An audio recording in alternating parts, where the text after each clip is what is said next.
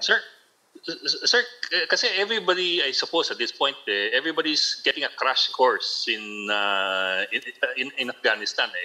And well, a lot of the information that's coming in, of course, come from the usual sources. What I want to ask you is this: from your viewpoint, what has been lacking in the narrative that people have been getting about Afghanistan? Kumbaga, ano yung sa tingin ninyo na hindi na pag-uusapan ito pero importante ito? Hindi ito nababanggit pero importante ito.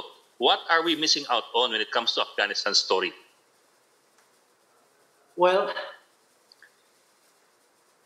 let's take the events of the last 2 or 3 days. You know, there's peaceful negotiations in Doha. These are the elder Talibs, no? They're really religious academics, no? But on the ground, especially the military arm, is headed by a young fellow, a 30-year-old fellow. That's the son of Mullah Omar. No, Mullah Omar is the founder of the Taliban, as you know. So, merong disjunct, you know, at the same time, there's a peaceful, trying to get a peaceful settlement in Doha. Pero hindi naman nasusunod because of the younger Talibs, no? Yeah, you have the theoreticians in Doha, and then you have the people on the ground in the villages. Yes, of course, yes. Then you have the recent press briefing ng Talibs, which is all-inclusive now, no? The women and all will be entitled to go to school, and the government workers will work and all that. But it's not. It's a different story in the far-flung villages. The reason I say, you know, there's been 3 regimes, or I think 4, where they tried to revolve self-governance down to the village level, no? Kasi the villages talaga is very different from the rural areas, the urban areas. So yan ang hindi maintindihan din ng, I think, a lot of people, no? Mr. Wijiangco, I mean, today the Taliban, I mean, since yesterday actually, the Taliban has started to, you know, hold press conferences. They've been holding forums, and they've been trying to put a more moderate face. I mean, by any measure, it is a relatively much more moderate face than what we saw, 2 decades ago. And among other things, they've been paying, at the very least, lip service to media freedom. They've been paying lip service to, don't worry, we will allow women to study, we will allow them to work. But from what and of course, there's a lot of skepticism. On the other hand, people want to see, well, let's see, maybe they learned their lesson also from being outcast in the international community. But from what you have seen, is that something that the Taliban is in fact capable of, that they do have that side to be more moderate? Well, you know, they're very concerned with their international image. You know, that's why all this press briefing and all that. But it's very different in the ground.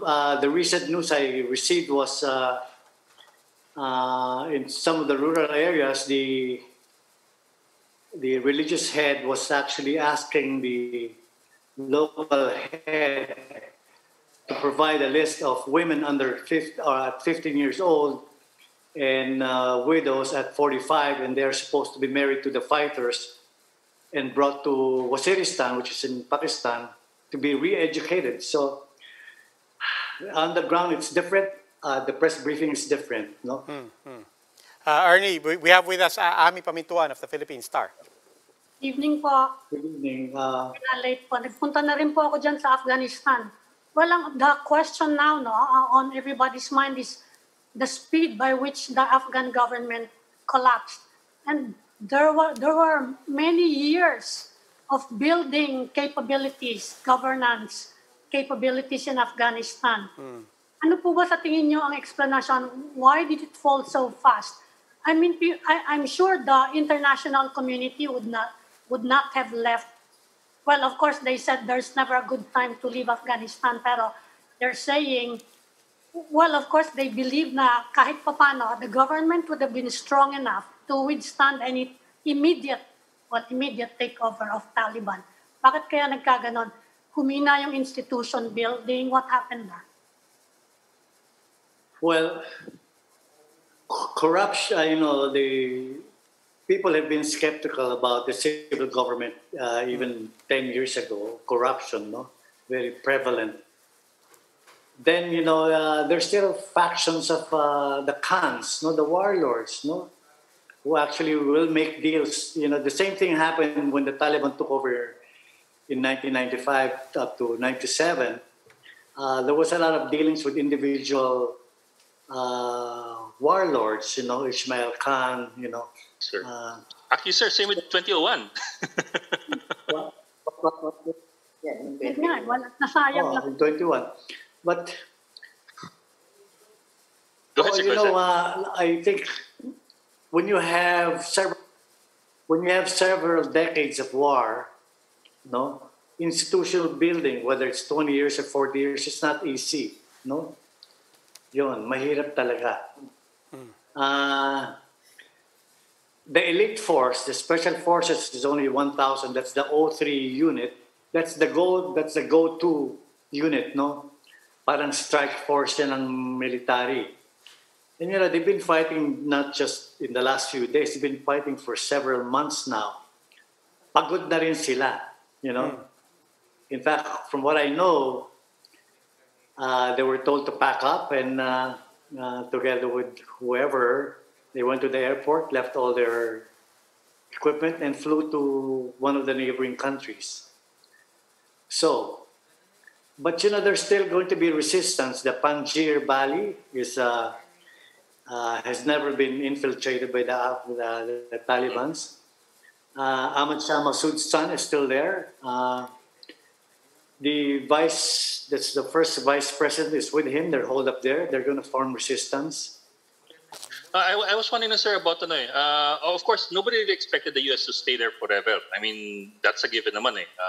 You've had so many presidents trying to draw down their troop strength over the last three administrations. Pero in 2020, they had the Doha peace agreement with the Taliban, wherein the U.S. and the Taliban met to talk peace na hindi man lang kasama yung Afghan government.